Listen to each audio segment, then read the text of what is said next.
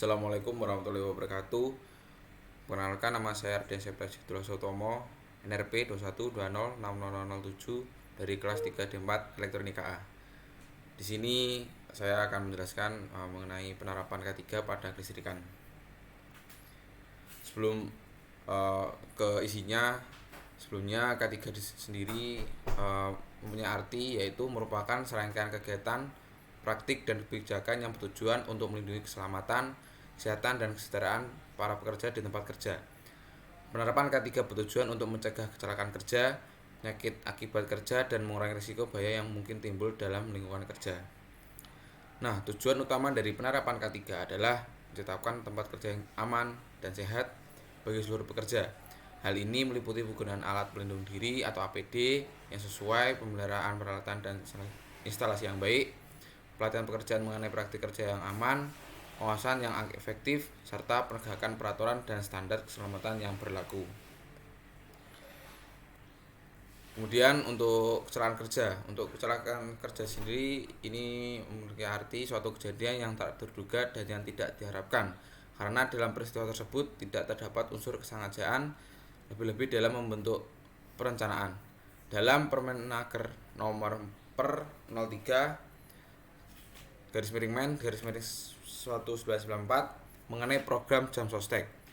Pengertian kecelakaan kerja ini adalah kecelakaan yang terjadi berhubung dengan hubungan kerja, termasuk penyakit yang timbul karena hubungan kerja. Demikian pula kecelakaan yang terjadi dalam perjalanan berangkat dari rumah menuju tempat kerja dan pulang ke rumah melalui jalan biasa atau wajar dilalui. Kemudian kecelakaan menurut M. Sulaksmono tahun 1997 adalah suatu kejadian yang tak terduga dan yang tidak dikehendaki yang mengacaukan suatu proses aktivitas yang telah diatur.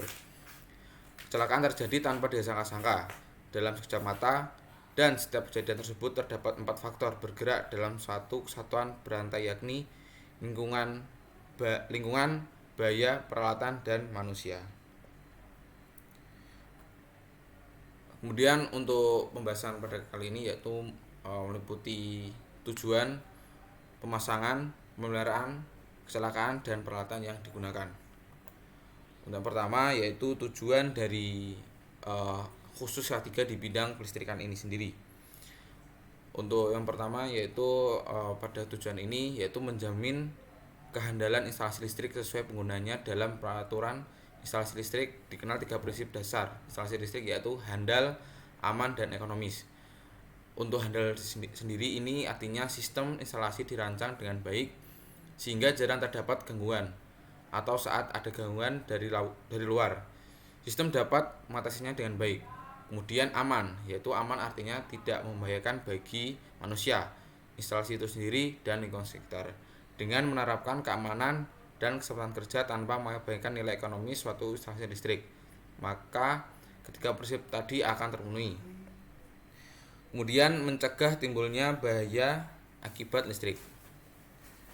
Bahaya sentuhan langsung yaitu bahaya sentuhan pada bagian konduktif yang secara normal bertegangan. Bahaya sentuhan tidak langsung yaitu bahaya akibat sentuhan pada bagian konduktif yang secara normal tidak bertegangan menjadi bertegangan karena kegagalan isolasi.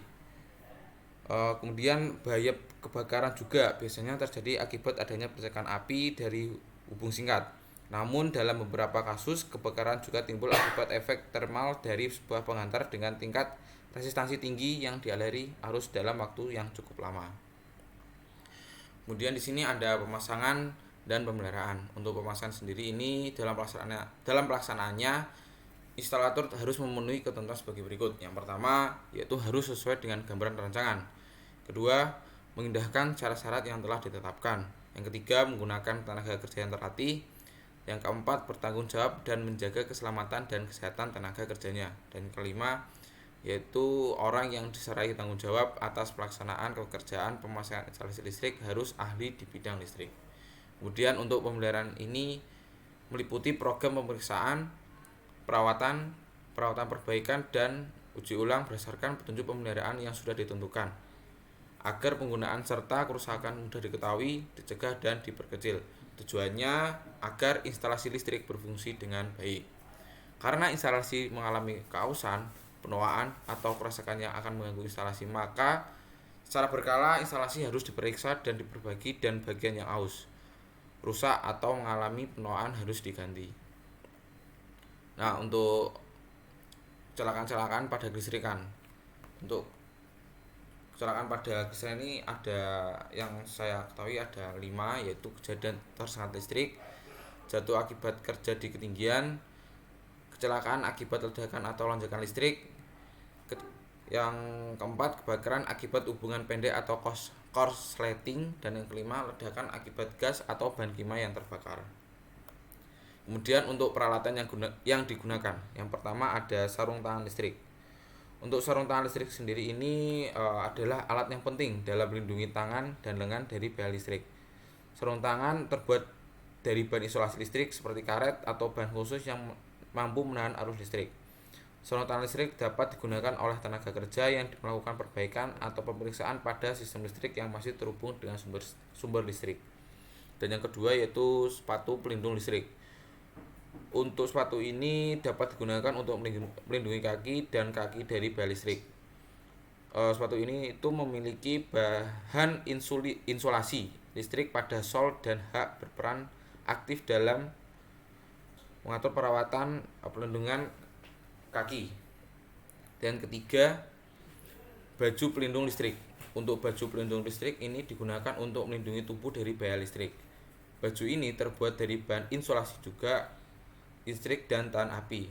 Baju pelindung listrik juga dapat digunakan sebagai tanda pengenal bagi pekerja yang melakukan pekerjaan di dekat sumber listrik yang berbahaya.